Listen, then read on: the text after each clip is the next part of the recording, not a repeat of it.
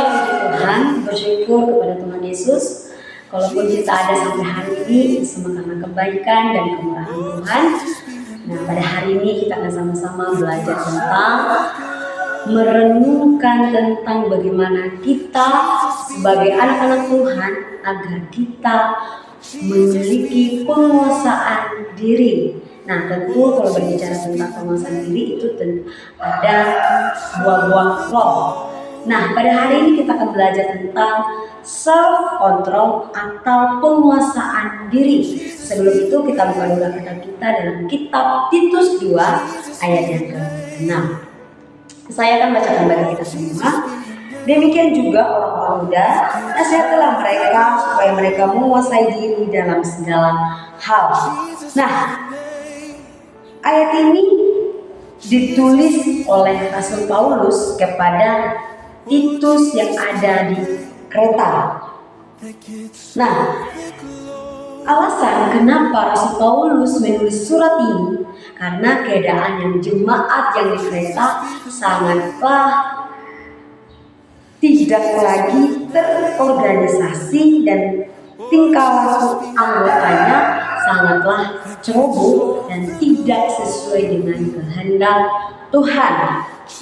Nah, laki-laki maupun perempuan sudah tidak bisa lagi mengendalikan diri mereka sendiri. Karena apa? Karena adanya omongan perkataan yang diperbuat oleh Yudaisme yang menyangkal. Kalau kita bisa lihat di dalam Titus 1 ayat 16, saya akan bacakan bagi kita semua.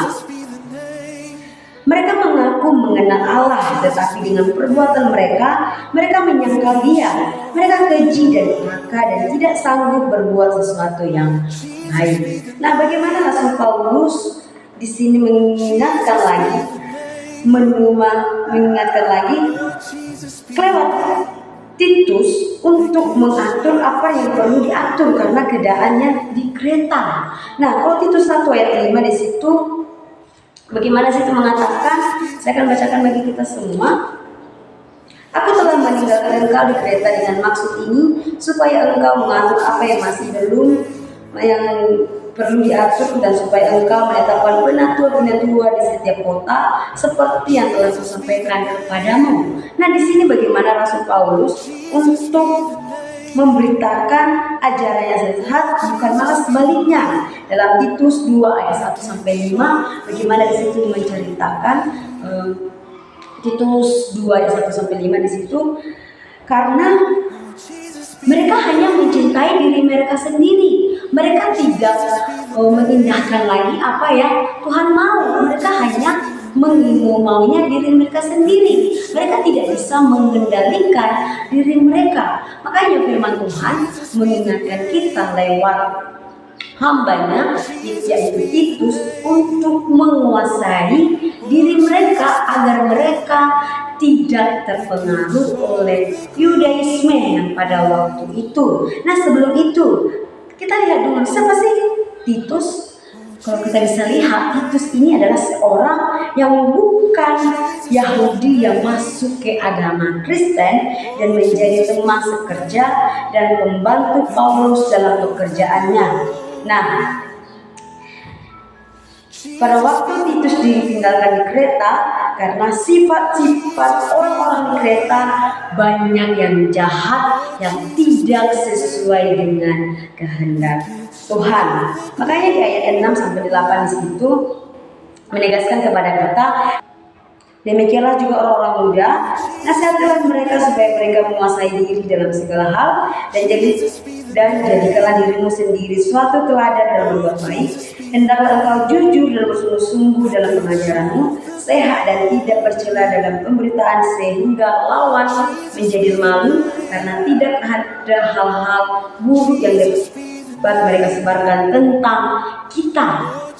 Nah, makanya di sini Titus mengingatkan lagi kepada orang-orang Retalem dari surat Rasul Paulus agar mereka dapat mengendalikan diri mereka, penguasaan diri. Kalau kita garis bawah pengendalian diri menggunakan kata soproneo yang berarti berpikir dengan sehat, berpikir secara serius, menguasai diri, tenang, bukan menjadi anak Tuhan yang maunya sendiri. Makanya kita sebagai anak-anak Tuhan harus bisa mengendalikan diri. Nah, menjadi sebuah pertanyaannya, bagaimana kita harus mengendalikan diri? Apa saja yang harus kita kendalikan, harus kita kuasai dalam diri kita sebagai anak-anak Tuhan? Yang pertama yaitu pikiran kita. Ya, jika kita tidak dapat menguasai pikiran kita, maka kita tidak dapat menguasai tindakan kita, perbuatan kita, bahkan kita akan melakukan sesuai dengan apa yang kita mau, bukan dengan sesuai dengan apa yang Tuhan mau. Yang kedua itu lidah kita. Makanya sebagai anak-anak Tuhan, kalau kita mau mengucapkan dengan baik, maka kita harus bisa mengendalikan ucapan kita, lidah kita, agar perkataan kita menjadi berkat terhadap orang lain. Kalau seperti yang dikatakan Yakobus, kalau di situ lidah itu seperti, lidah itu tajam sekalipun dia kecil, namun dapat menegakkan perkara-perkara yang besar. Makanya kita sebagai anak-anak Tuhan, apalagi anak-anak muda, harus bisa mengendalikan apa yang Tuhan beri dalam kehidupan kita. Makanya firman Tuhan mengingatkan kita kembali agar kita bisa mengendalikan diri kita, bukan apa yang kita mau, tetapi apa yang Tuhan mau dalam kehidupan kita. Kiranya firman Tuhan dapat mengingatkan kita kembali agar kita sebagai anak-anak Tuhan dapat menguasai diri kita dan nama Tuhan yang dipermuliakan. Puji Tuhan, haleluya.